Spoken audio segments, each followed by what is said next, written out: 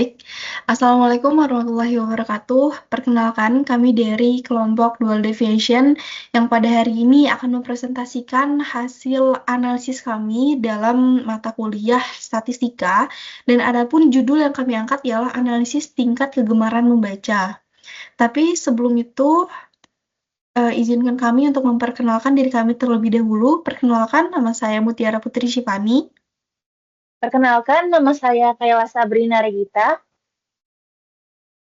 Dan untuk pembahasan pertama akan dibahas oleh Kayla. Baik, yang pertama adalah latar belakang dan tujuan. Membaca itu merupakan aktivitas yang sangat penting. Namun, perbedaan usia tidak selalu mencerminkan intensitas membaca. Oleh karena itu, analisis ini dilakukan untuk melihat hubungan antara usia dan jumlah buku yang dibaca, serta mengeksplorasi pola membaca menggunakan regresi linier dan exploratory data analysis atau EDA.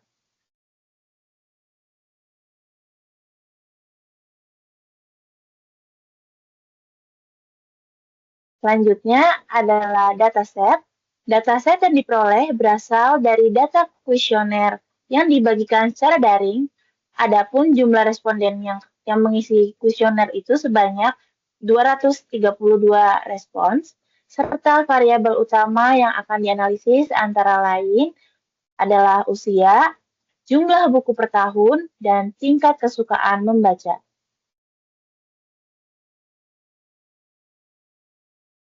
Secara deskriptif, usia dan jumlah buku per tahun menunjukkan variasi yang cukup beragam.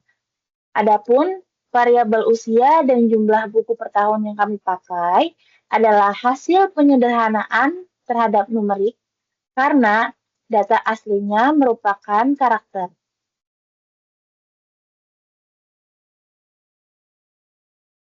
Selanjutnya ada distribusi data.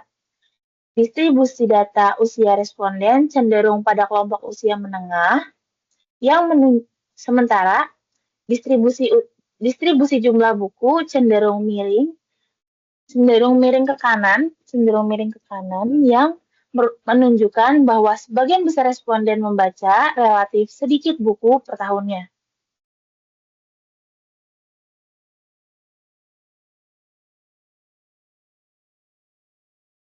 Baik, selanjutnya saya akan membahas tentang scatter plot. Nah, di sini tidak hanya scatter plot itu sendiri, tetapi di sini dilengkapi dengan garis regresi, yang mana dari visualisasi yang kita lihat, itu menunjukkan hubungan yang lemah antara usia dengan jumlah buku per tahun. Selain itu, juga garis regresi linear yang terbentuk menunjukkan hubungan positif dengan kemiringan yang relatif sangat kecil.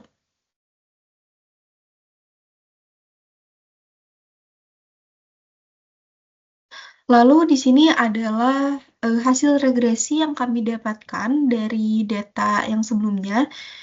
Model regresi linier menghasilkan R² atau R kuadrat yang sangat kecil, yakni R itu hanya dapat menjelaskan sekitar 0,2% saja, dan kita juga bisa lihat kalau dari sini itu tidak signifikan karena p-value yang didapatkan itu lebih dari 0,05, sehingga usia itu tidak dapat dianggap sebagai faktor yang kuat.